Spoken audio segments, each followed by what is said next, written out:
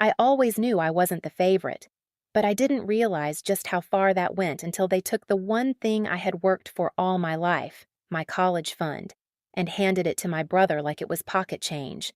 Growing up, my world was built on the promise that if I worked hard enough, I could earn my place in a world bigger than our small town life. I was the quiet one, the planner, the overachiever, while Nathan, my older brother, bounced between one impulsive dream and another, from DJing to woodworking to opening a gym. My idea of fun was solving calculus problems and applying for internships. I stayed up until 3 a.m. writing essays for scholarships and studying for AP exams while he crashed on the couch after late nights out, smelling like beer and bad choices. Please subscribe to our channel and tell me in comments from where are you watching this video. Despite this, my parents always looked at him with soft eyes and second chances. My dad once told me, "Your brother has a spark. He just needs direction." Meanwhile, I was the direction, the map, the GPS. I didn't need hand-holding. I needed opportunity. And I thought that was what my college fund was, opportunity that I had earned. The fund wasn't just a piggy bank they filled. I contributed to it too. Every birthday, every summer job, every dollar I could spare went into it. My parents said it was a team effort for my future. I believed them. Until one day, it was just gone. I came home from school one afternoon in my senior year and overheard a conversation in the kitchen. My mom's voice was low and anxious. "It's all of it," she said. "Everything she saved, everything we saved. But Nathan says it's a guaranteed investment. He just needs to get the truck and the equipment and he swears he'll pay it back." My stomach turned cold. I didn't even wait to hear more. I rushed to my room, logged into the bank portal, and saw it. The account balance was under $100. I confronted them that night, tears already welling before I opened my mouth. My dad didn't look guilty. He looked rational, like a man explaining a decision that made perfect sense to him. "Sweetheart," he began, "this was a family decision. Nathan is family. He's your brother. We believe in him. He has a plan. And you're smart. You'll figure it out. You always do." I stood there frozen. My mom tried to soften the blow. "You've always been so responsible, honey. You'll get scholarships, loans, and when Nathan's business takes off, he promised to pay everything back even more." "But it's not his money," I yelled. "It's mine. You just gave away my future for his fantasy." They didn't apologize. They said I was being selfish. I didn't speak to them for weeks. I tried. I really did. But the damage had been done. I had to defer my admission to my dream university because I couldn't afford to go. I took a year off, worked at a bookstore during the day, and cleaned offices at night just to survive. I applied for every grant and scholarship I could find. I took out student loans with interest rates that made me sick. And what was Nathan doing? He was posting selfies inside his new food truck, Burger Kingdom, with captions like "hustle culture" and "making dreams come true." Meanwhile, he was giving away free burgers to friends and blowing money on influencer ads.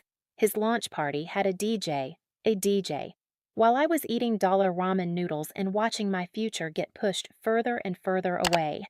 The business tanked 6 months later. Nathan blamed everything but himself: the weather, the economy, his supplier, the haters. My parents looked devastated, but not angry. "He tried," my mom said. "That's what matters." I wanted to scream. I wanted to burn the truck myself, but I didn't. I just kept going. I finally got into a smaller state school, took a part-time job on campus, and worked every break. I had no weekends, no vacations, no peace, but I made it. I graduated with honors, buried in debt, but with a fire in my chest they couldn't extinguish. I moved out, never looked back. I found a job in tech, stable, well-paying, quiet. I didn't go to family dinners. I didn't answer their calls, and they didn't chase me either. Not until 2 years later. That's when I got the text. "Hi, sweetheart. Can we talk? Your brother has a new idea. He just needs a little help." I didn't respond. Then the phone rang. My dad's voice was careful, diplomatic. "Look, I know things weren't great before, but Nathan's been working on a new concept, an app this time. He's got a team, a prototype. We're really excited, but he needs funding. And, well, we were hoping you could help out." I felt my jaw clench so hard I thought I might crack a tooth. He continued, "Just a small loan. Nothing crazy. You're doing well now, right?" It was like they had forgotten everything. Forgotten the nights I cried alone, the jobs I juggled, the sleep I lost. Forgotten that they had bet against me and lost. "I'm not your bank," I said coldly. "But it's your brother," my mom interrupted, trying to guilt me again. "And I'm your daughter," I snapped. "But that never mattered when you chose him over me." I hung up. That should have been the end. But they weren't finished yet. They came back with something else. Something that made my blood run cold. They didn't just stop at asking for a loan. 2 weeks later, I got a letter in the mail. Not an email. A letter.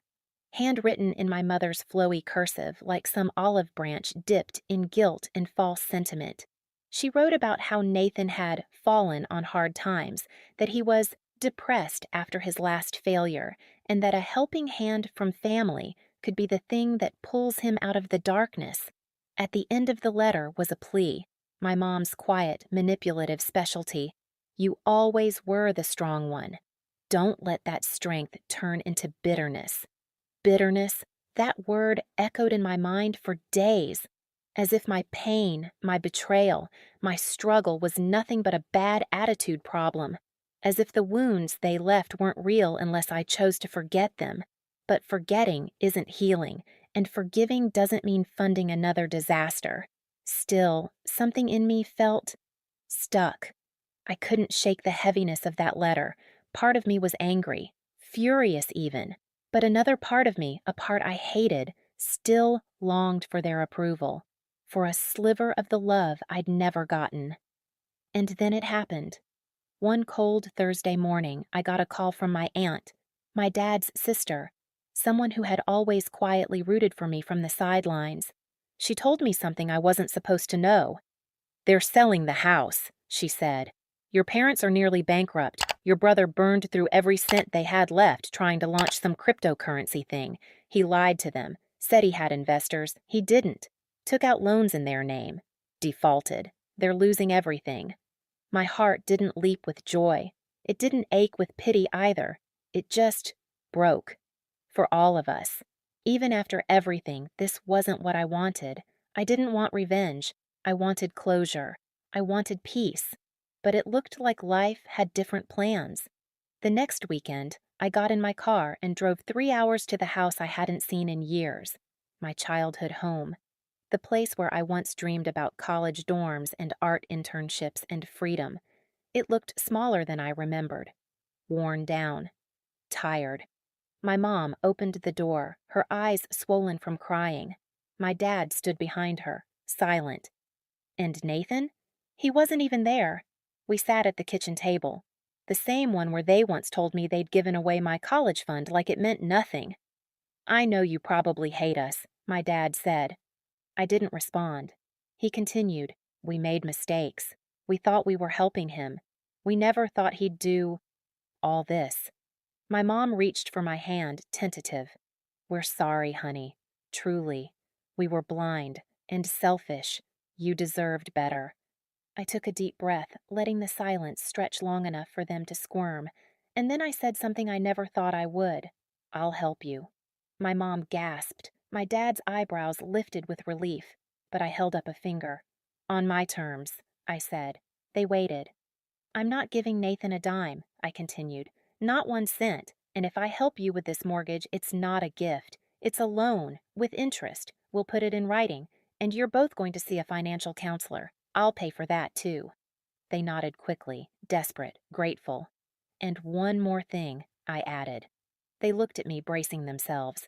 "I don't want apologies. I want change. I want you to see me, not just the fixer, the strong one, the backup plan, but as your daughter, the one who's been here all along, quiet, capable, and ignored." My mom burst into tears. My dad said nothing, but for the first time I saw the guilt in his eyes. Over the next few months, I helped them restructure their finances, pay off their most urgent debts, and get back on their feet. I didn't do it for them. I did it for me, to reclaim something they took long ago, my power. Nathan tried calling me once. I didn't answer. He sent a text 2 days later. Heard you're helping mom and dad. Any chance we can talk? I blocked his number. My forgiveness has limits, and so does my wallet. Years later, I stood on the stage of a conference center, giving a talk on financial independence and resilience. I told my story, not with bitterness, but with truth. I spoke for every less important sibling, every overlooked daughter, every person whose dreams were treated like spare change. After the event, a woman approached me.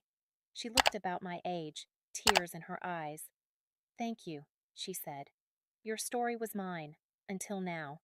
And in that moment, I knew I hadn't just helped my parents. I had finally, fully helped myself. And this time, nobody could take